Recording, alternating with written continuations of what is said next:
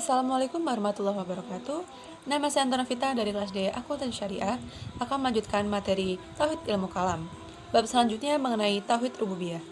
Pasal pertama, penjelasan tentang makna Tauhid serta kefitrahannya dan pengakuan orang-orang musyrik terhadapnya. Tauhid adalah mengesahkan Allah atau meyakini keesaan Allah Subhanahu wa taala dalam rububiyah, ikhlas beribadah kepadanya serta menetapkan baginya nama-nama dan sifat-sifatnya. Dengan demikian, tauhid ini dibagi menjadi 3 macam. Ada tauhid rububiyah, tauhid uluhiyah, dan tauhid asma wa sifat.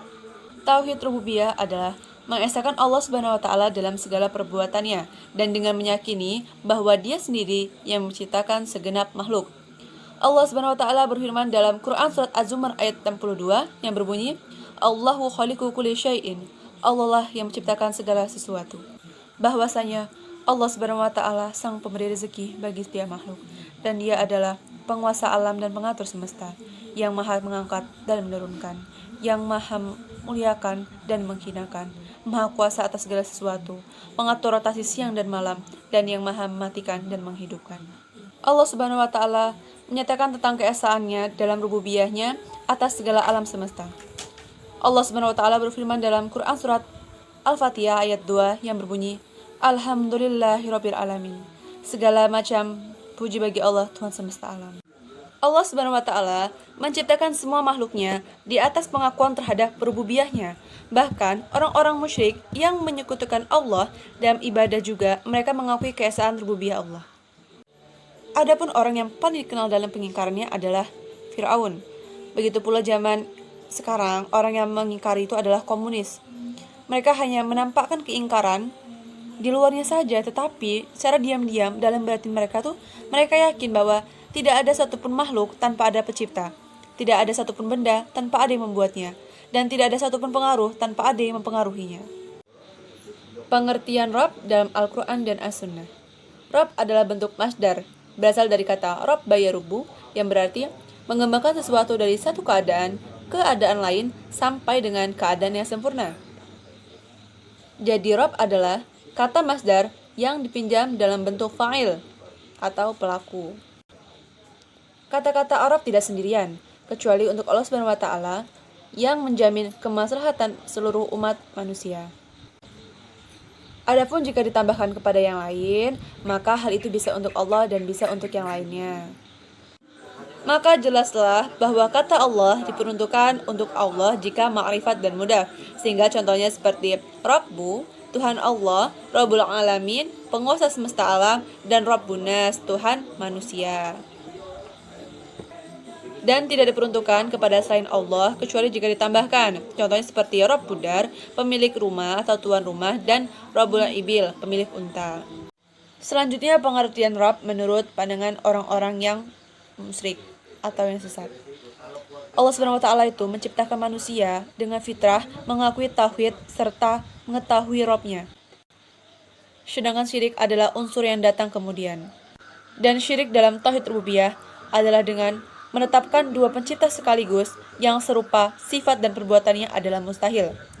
Ada sekelompok orang yang menyembah orang-orang yang sudah mati, berhala, api, kuburan, dan lain-lain. Sebagaimana kaum musyrikin Arab dan Nasrani yang menganggap bahwa Tuhan-Tuhan mereka adalah anak-anak Allah. Kaum musyrikin Arab menganggap bahwa malaikat adalah anak perempuan Allah, dan kaum Nasrani menganggap bahwa Isa adalah anak laki-laki Allah. Pasal ketiga, alam semesta dan fitrahnya dalam tunduk dan patuh terhadap Allah. Sesungguhnya alam semesta ini, langit, bumi, planet, bintang, hewan, pepohonan, malaikat dan manusia, seluruhnya tunduk kepada Allah dan patuh terhadap perintah kauniyahnya. Imam Ibnu Taimiyah berkata, mereka tunduk, menyerah, pasrah, dan terpaksa dalam berbagai segi, di antaranya 1. Keyakinan bahwa mereka sangat membutuhkannya. 2. Kepatuhan kepada kode dan qadar, dan kehendak Allah yang ditulis atas mereka. 3. Permohonan mereka kepadanya dalam keadaan darurat dan terjepit.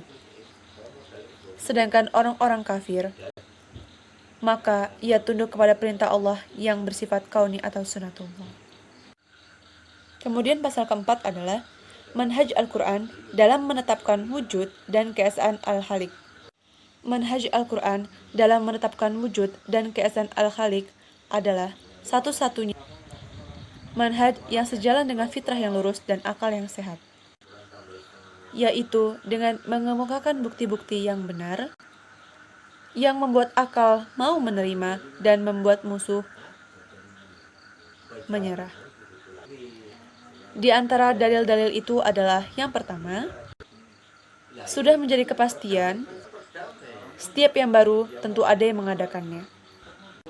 Kedua, teraturnya semua urusan alam, juga kerapihannya, adalah bukti yang paling kuat yang menunjukkan bahwa pengatur alam hanyalah Tuhan yang satu, yang tidak bersekutu ataupun berseteru. Dan yang ketiga adalah tunduknya makhluk-makhluk untuk melaksanakan tugasnya sendiri-sendiri, serta mematuhi peran yang diberikannya. Kemudian pasal yang terakhir adalah Tauhid Rububiyah mengharuskan adanya Tauhid Uluhiyah. Hal ini berarti siapa yang mengakui Tauhid Rububiyah untuk Allah dengan tidak mengimani pencipta selain Allah dan percaya bahwa pemberi rezeki dan pengatur alam adalah Allah Subhanahu wa taala, maka ia juga harus yakin bahwa tidak ada yang berhak menerima ibadah dengan segala macamnya kecuali Allah, dan itulah yang disebut dengan tauhid uluhiyah. Tauhid uluhiyah adalah tauhid ibadah. Maka tidak ada yang diseru dalam doa kecuali Allah Subhanahu wa taala. Jadi tauhid rububiyah adalah bukti wajibnya tauhid uluhiyah. Allah Subhanahu wa taala memerintahkan mereka untuk bertauhid uluhiyah, yaitu dengan menyembahnya dan beribadah kepadanya. Dia menunjukkan dalil kepada mereka dengan tauhid rububiyah, yaitu penciptaannya terhadap manusia dari yang pertama hingga yang terakhir. Penciptaan langit dan bumi serta isinya, penurunan hujan, penumbuhan tumbuhan-tumbuhan, pengeluaran buah-buahan yang menjadi rezeki bagi para hamba. Maka jalan fitri untuk menetapkan tauhid uluhiyah adalah berdasarkan tauhid rububiyah. Sekian materi yang dapat saya sampaikan. Apabila masih banyak kekurangan, saya minta maaf, dan kepada Allah saya mohon ampun. Saya akhiri, wallahu muwaffiq ila aqwamit thariq. Wassalamualaikum warahmatullahi wabarakatuh.